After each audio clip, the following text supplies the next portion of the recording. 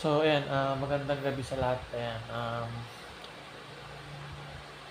medyo nangalay yung mga paa ko. Kaya, tinataas ko. Ayan, papakita ko sa inyo yung kalagayan ng aking mga paa. Ayan, itsura niya. So, ayan, kasi nga sa tagal ng panahon na paralyzed, so ganito po yung itsura niya. So, ayan po. Ayan. So, itong kanan, ayan, kung mapapansin nyo, ano siya, para siyang bilog. Ayan, ano po ito? Tinubuan po ng buto dito, banda. Ayan, tapos, ayan, kita nyo naman, nakabaluktot na lang siya. So, hindi na po yan may straight. Kasi, tapos yung isa naman, so, na-straight naman, pero wala ding pakiramdam yan. So, ang nangyari kasi dito, kaya hindi na siya maunat ngayon. Kasi mga, nung bago pa ako na paralyzed, nung mga 2 years, mga gano'n, nahulog ako sa upuan. So, yun, tumama ito. So, hindi ko alam na may fracture pala. So, namaga siya. Tapos sa bahay lang, hindi ko pina-check up, hindi ko pinagalaw. So, ang nangyari, yun palang mangyayari pag hindi yan nagagalaw sa mga knee. So, naglock po siya, hindi na siya na-straight. Tapos, nung in-x-ray, nakita doon na nagkaroon na po siya ng HO o sabi nilang, tinatawag nilang heterotrophic ossification. Ibig sabihin, tinubuan na po siya ng buto dito. Kaya yun yung pumipigil para mag-straight. So, nakabaluktot na lang po siya na ganyan. So, as you can see, so yan po, maliliit na din po siya. Maliliit na din po yung aking mga paa.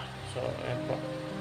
Yan yung tunay po na sitwasyon. Ayan, parang nahuhulog na siya kasi ginagalaw-galaw ko siya. Mahuhulog na yan, maya-maya. Ayan, ayan. Ayan, mahuhulog na siya. So, yan, pinasabit ko sa paa ko dyan. Para naman, kasi, para siyang manas. Kaya, para bumaba yung dugo. Ayan. Pinataas ko dyan. So, ayan. Yan po ang itsura po ng aking mga paa. Sa 15 years na paralyzed, ayan, ang liit na po siya. So, hanggang ngayon, nananatili pa ding walang mga pakiramdam yan. Ayan. Paralyzed po yan. Mula dibdib pababa, wala pang pakiramdam. Tapos hindi ko din po siya magalaw. And then ang mga kamay ko mahina din. Ayan, nahulog na. Ayan, ang kamay ko mahina din, parang kamay ng mga yung stroke. Wala po siyang grip. So yan, nahulog na yung isa. Ayan, nahulog na. So yan, nagluluto si Mrs. Kaya habang kasi medyo nangangalay po siya. Kaya pinataas ko muna para ma-relax naman. So, ayan po.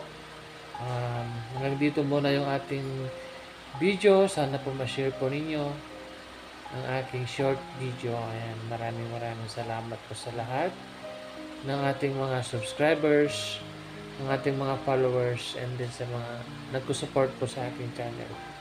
Thank you so much everyone. Yan, nahulog kanina. Yan, pinalagay ko ulit. Ayan.